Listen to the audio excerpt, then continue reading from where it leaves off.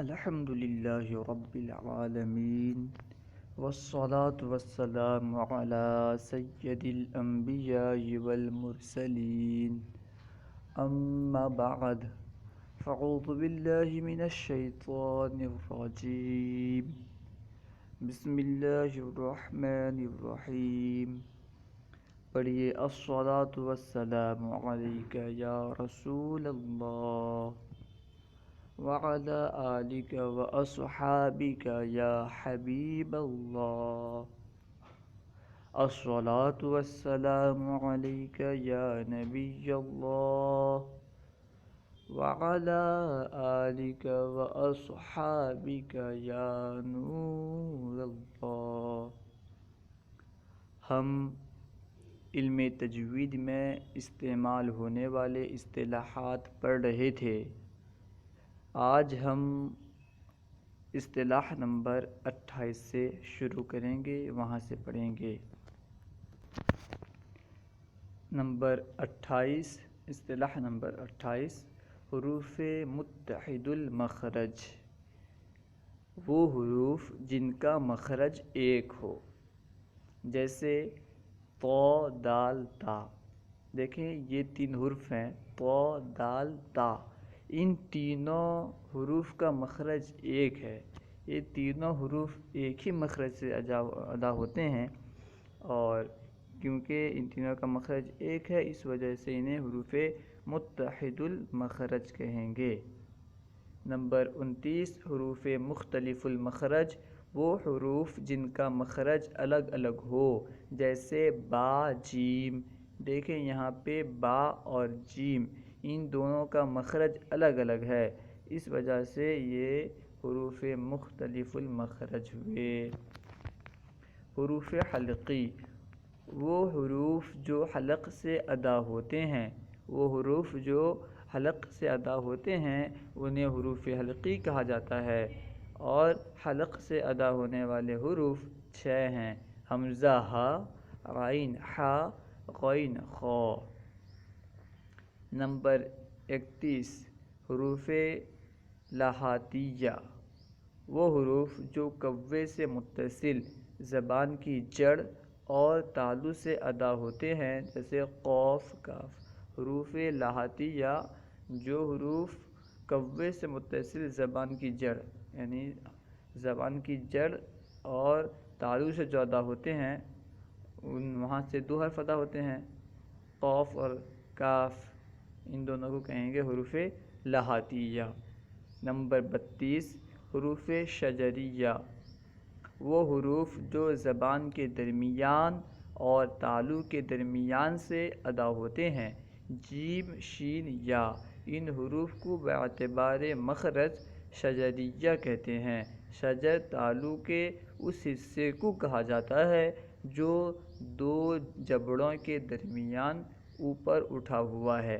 تالو کے اس حصے کو کہا جاتا ہے شجر، جو 2 جبڑوں کے درمیان اوپر اٹھا ہوا ہے۔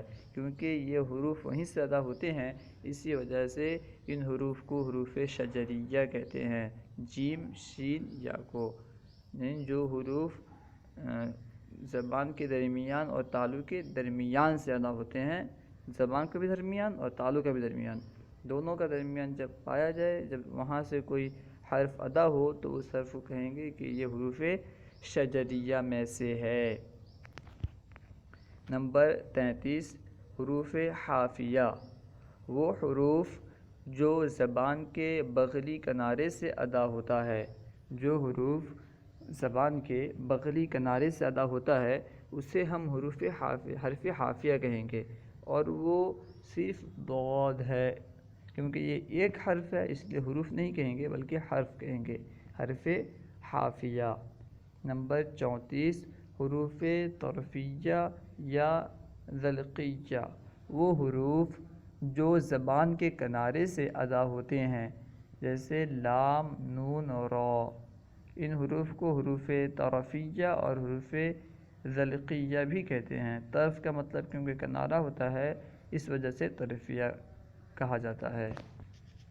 نمبر 35، حروف نطعیہ، وہ حروف جو تالو کے اگلے حصے سے ادا ہوتے ہیں جیسے طا دال تا، ان تینوں حروف کو حروف نطقیہ کہا جاتا ہے کیونکہ یہ تینوں حروف تالو کے اگلے حصے سے ادا ہوتے ہیں۔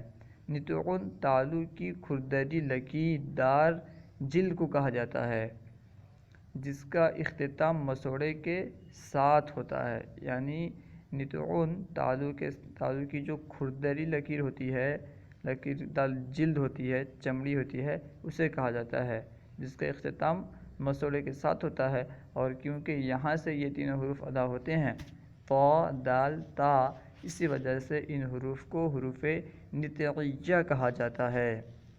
نمبر 36 حروف لثویہ، اس کو زیادہ پڑھنا بہتر ہے۔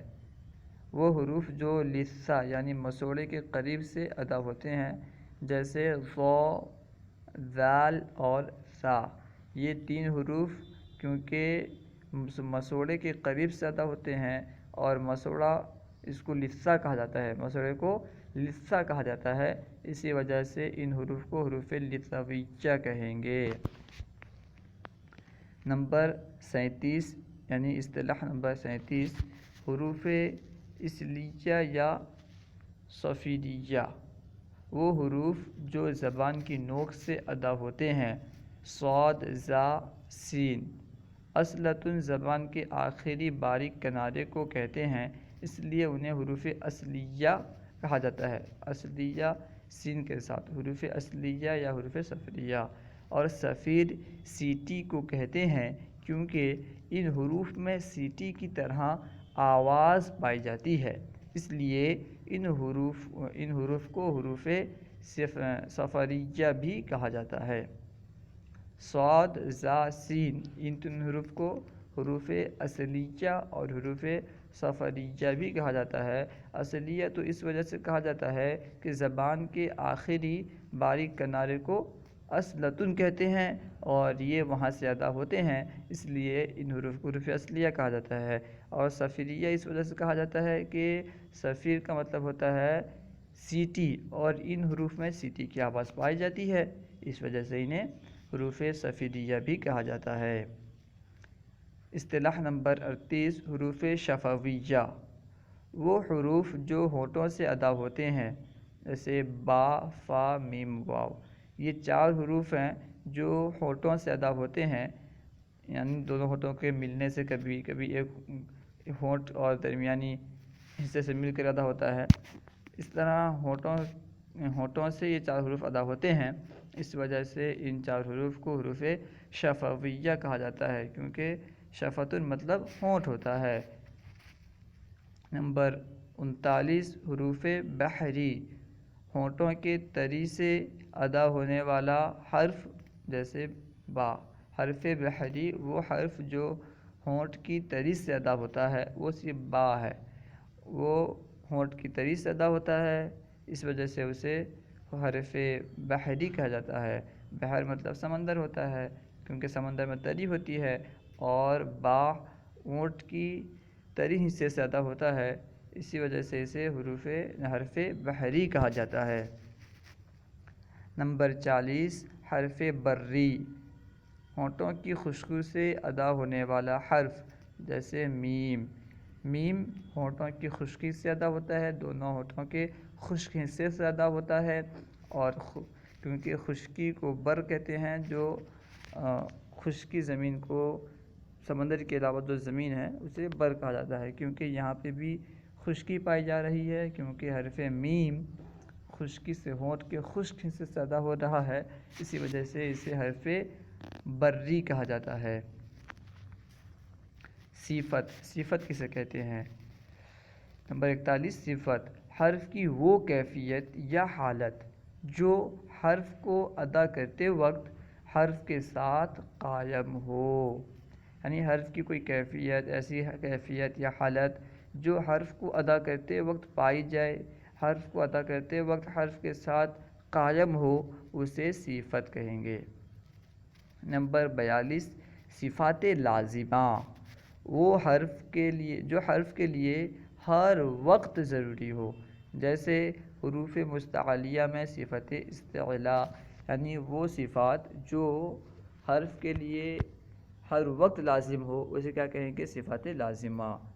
حروف مستعلیہ کیونکہ ان کو ہمیشہ ان کے لیے صفت استعلاء ضروری ہے، اس لیے حروف مستعلیہ کے لیے صفت استعلاء کیا ہے؟ صفات لازمہ میں سے ہے۔ نمبر 43 صفات عارضہ، وہ جو حرف میں کبھی ہوں اور کبھی نہ ہوں، جیسے را کا کبھی پر اور کبھی باریک ہونا۔ وہ صفات جو حرف میں کبھی پائی جائیں اور کبھی نہ پائی جائیں انہیں صفات عارضہ کہیں گے۔ دیکھیں حرف را ہے، اسے کبھی پر پڑھا جاتا ہے اور کبھی باریک پڑھا جاتا ہے، تو ان دونوں میں سے کوئی بھی پر پڑھنا بھی را کے ساتھ لازم نہیں ہے، اسی طرح باریک پڑھنا بھی را کے لیے لازم نہیں ہے، تو یہ دونوں صفات را کے لیے صفات عارضہ میں سے ہیں۔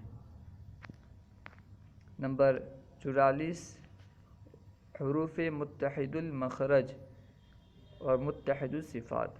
حروف متحد المخرج اور متحد الصفات کنہیں کہا جاتا ہے؟ تعریف کر رہے ہیں، وہ حروف جن کا مخرج اور صفات ایک ہوں، جیسے مددہ میں دال، یعنی وہ حروف جن کا مخرج بھی ایک ہو اور صفات بھی ایک ہوں، ان حروف کو حروف متحد المخرج و متحد الصفات کہا جاتا ہے۔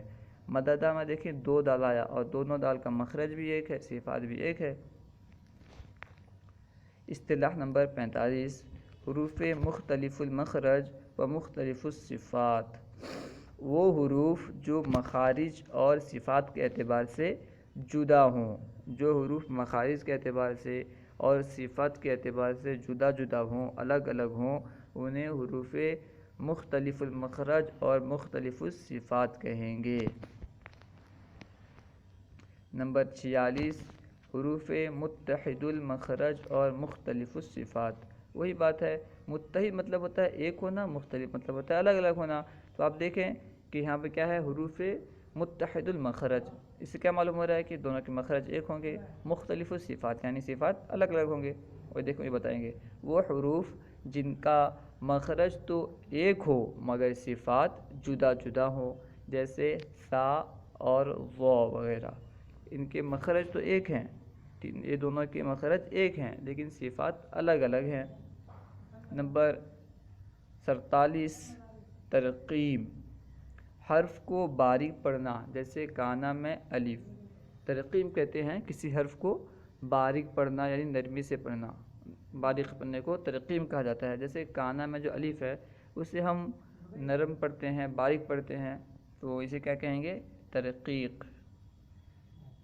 نمبر 48 تفخیم، تفخیم کہتے ہیں حرف کو پر پڑھنا، جیسے قول میں الف، قول میں الف کو پر پڑھا جاتا ہے، اس وجہ سے کیا کہیں گے؟ اسے تفخیم۔ تفخیم کو کہتے ہیں پر پڑھنے کو، تو یہاں پہ جہاں پہ بھی حرف کو پر پڑھا جائے گا اسے کہیں گے کہ یہاں پہ تفخیم پایا جا رہا ہے۔ نمبر 49 اظہار، نون ساکن اور تنوین میم ساکن کو ظاہر کر کے پڑھنا، جیسے انعمت، نون ساکن کو اور تنوین کو اسی طرح میم ساکن کو ظاہر کر کے پڑھنا، اسے کیا کہیں گے؟ اظہار کہیں گے۔ اظہار کا مطلب ہوتا ہے ظاہر کرنا، کیونکہ یہاں پہ نون ساکن کو اور تنوین کو اسی طرح میم ساکن کو ظاہر کر کے پڑھا جاتا ہے، اس وجہ سے اس کو کہیں گے اظہار۔ جیسے انعمت میں دیکھیں نون کو، نون ساکن جو ہے اس کو ظاہر کر کے پڑھتے ہیں ہم، اس طرح میم ساکن کو بھی ظاہر کر کے پڑھتے ہیں انعمت میں۔ نمبر 50 اقلاب، نون ساکن اور تنوین کو میم سے بدل کر اخفا کرنا، جیسے من بعد، نون ساکن اور تنوین کو میم سے بدل کر جب ہم اخفا کر کے پڑھیں گے تو اسے کہیں گے اقلاب۔ اقلاب کا مطلب ہوتا ہے بدلنا، کیونکہ یہاں پہ نون ساکن کو اور تنوین کو میم سے بدل کر پڑھا جاتا ہے، تو یہاں بدلنا پایا گیا، اس وجہ سے اسے کیا کہا جاتا ہے؟ اقلاب۔ نمبر 51 اخفاء، ادغام اور اظہار کے درمیانی حالت جیسے اوں تا، نہ پورا ظاہر کر کے پڑھنا ہے اور نہ ہی ادغام کر کے پڑھنا ہے، بلکہ اخفا کہیں گے ادغام اور اظہار کے درمیانی جو حالت ہے اسے کہیں گے اخفا، جیسے اوں تا۔ نمبر 52 ادغام، دو حروف کو ملا دینا۔ ادغام کہتے ہیں دو حروف کو ملا دینے کو، تو جہاں پہ دو حروف ملے ہوئے ہوں گے، جہاں دو حروف کو ملایا جائے گا اسے کہیں گے کہ یہاں پہ ادغام کیا گیا ہے۔ مدغم، نمبر 53 مدغم، وہ حرف جسے دوسرے حرف میں ملایا گیا ہو۔ جس حرف کو ہم ملائیں گے، جب ملنا ہوگا نا، جب دو حرف ملیں گے تو اس میں ایک ملنے والا ہوگا اور ایک وہ ہوگا جس میں ملے، تو یہ فرما رہے ہیں مدغم وہ حرف جسے دوسرے حرف میں ملایا گیا ہو، جیسے عبدتم، اس میں عبدتم میں دال کو تا میں ملایا گیا ہے۔ دیکھیں عبدتم میں دال کو تا میں ملایا گیا ہے، تو عبدتم میں دال کیا ہوا؟ مدغم ہوا، کیونکہ اس کو ملایا گیا ہے، اور مدغم اسی کو کہا جاتا ہے جس کو ملایا جائے، اور عبدتم میں کیونکہ دال کو تا میں ملایا گیا ہے اس لیے دال کو کہیں گے کہ یہ مدغم ہے۔ نمبر 54 مدغم فی، جس حرف میں ملایا گیا ہو۔ ظاہر سی بات ہے جب ملائیں گے تو کسی حرف میں ملائیں گے، کسی میں ملائیں گے، تو جس میں ہم ملائیں گے اسے کہیں گے مدغم فی۔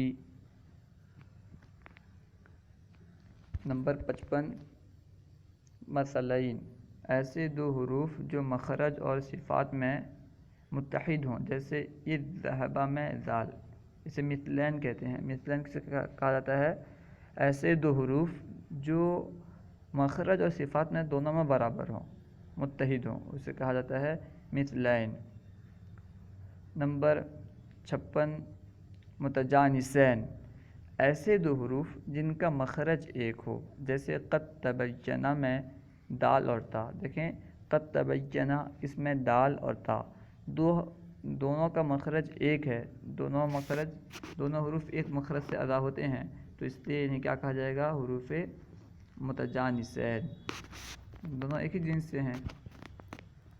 نمبر 57 متقاربین، ایسے دو حروف جو مخرج اور صفات کے اعتبار سے قریب قریب ہوں، جیسے من ینظر میں نون اور یا، یعنی دونوں حروف ایک مخرج کے نہ ہوں بلکہ دونوں کا مخرج قریب قریب ہو، تو اور صفات کے اعتبار سے بھی دونوں کی صفات قریب قریب ہوں، تو ہم کہیں گے کہ یہ دونوں حروف میں متقاربین پایا جاتا ہے، یعنی یہ دونوں حروف ایک دوسرے کے قریب ہیں، تو انہیں کہا جائے گا کہ یہ متقاربین ہیں۔ نمبر 58 خیشوم، خیشوم کہتے ہیں ناک کے بانسے کو، خیشوم یعنی ناک کا بانسا۔ نمبر 59 گنہ، ناک میں آواز لے جانے کو گنہ کہا جاتا ہے۔ نمبر 60 ادغام شفوی، میم ساکن کے بعد دوسری میم آ جانے کی صورت میں میم ساکن کو دوسری میم میں مدغم کرنا، جیسے فہم مقمحون۔ دیکھیں فہم میں ہم کے آخر میں جو میم ہے اس میم کو مقمحون کے شروع میں ابتدا میں جو میم ہے اس سے ہم ملا کے فہم مقمحون پڑھتے ہیں، تو اسے کیا کہیں گے؟ ادغام شفوی، یعنی جہاں پہ بھی میم ساکن کے بعد دوسری میم آنے کی وجہ سے پہلی میم کو دوسری میم میں ادغام کر دیں تو اسے کہیں گے کہ یہاں پہ ادغام شفوی ہے۔ 61 اصطلاح نمبر 61 اخفاء شفوی، میم ساکن کے بعد با آ جانے کی صورت میں میم ساکن کو اس کے مخرج میں چھپا کر ادا کرنا، جیسے علیکم بوکیل، تو اسے کہیں گے، کیا کہیں گے؟ اسے اخفاء شفوی۔ اخفاء کا مطلب ہوتا ہے چھپانا، اور کیونکہ یہاں پہ چھپایا جس کو جا رہا ہے، میم کو چھپایا جا رہا ہے، اسے کہیں گے اخفاء شفوی، اور میم کہاں سے ادا ہوتا ہے؟ ہونٹ سے۔ اخفاء شفوی کسے کہیں گے؟ کہ میم ساکن کے بعد با آ جائے، حرف با آ جائے، اس کی وجہ سے با آنے کی وجہ سے میم کو چھپا کے ادا کیا جائے۔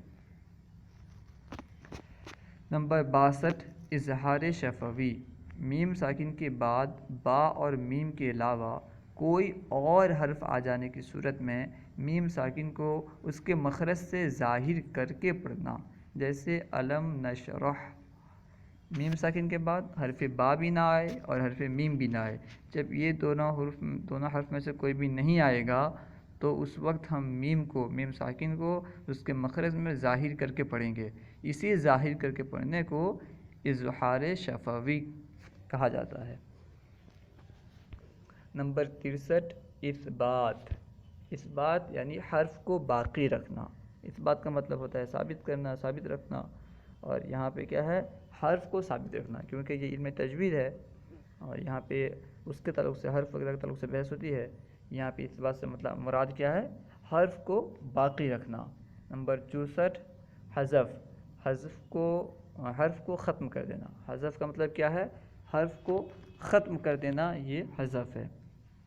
نمبر 65 تسہیل، تحقیق اور ابدال کی درمیانی حالت کو تسہیل کہا جاتا ہے۔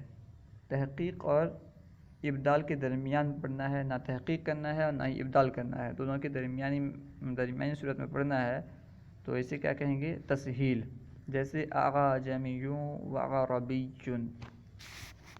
نمبر 66 تحقیق، حمزہ کو اس کے اصلی مخرج سے تمام صفات کے ساتھ ادا کرنا، جیسے انذرتہم، حمزہ کا جو مخرج ہے اس مخرج سے حمزہ کو اس کی تمام صفات کے ساتھ ادا کی جائے تو اسے کہیں گے کہ یہاں تحقیق ہے، تحقیق پایا جاتا ہے۔ تحقیق کا مطلب ہوتا ہے ثابت کرنا، محقق کرنا، تو یہاں پہ کیونکہ حمزہ اپنے مخرج میں ثابت ہے اور پورا صفات کے ساتھ اس کو ادا کیا جا رہا ہے، اس وجہ سے کہا جائے گا کہ یہاں پہ تحقیق ہے، تحقیق پایا جاتا ہے۔ نمبر 67 ابدال، دوسرے حمزہ کو ماقبل حرکت کے موافق حرف مدہ سے بدلنا، جیسے اللہ سے اللہ۔ ابدال کہیں گے کسے، کہ دوسرے حمزہ کو، جب دو حمزہ آ جائیں ان میں سے دوسرے حمزے کو پہلے حمزے کے حرکت کے مطابق حرف مدہ سے بدلنا، جیسے مثال دیے ہیں اللہ، دیکھیں اللہ میں دو حمزہ ہیں، پہلا حمزہ مفتوح ہے، اس وجہ سے جو دوسرے حمزہ ہے دوسرا حمزے کو ہم الف سے بدل دیں گے، تو کیا کہیں گے، اللہ۔ اس طرح جہاں پہ بھی دوسرے حمزہ کو پہلے حمزے کی حرکت کے موافق حرف مد سے بدل دیا جائے اسے کہا جائے گا کہ یہاں پہ ابدال ہے۔ ابدال کا مطلب ہوتا ہے الف کو یا کی طرف مائل کر کے پڑھنا۔ صلو علی الحبیب۔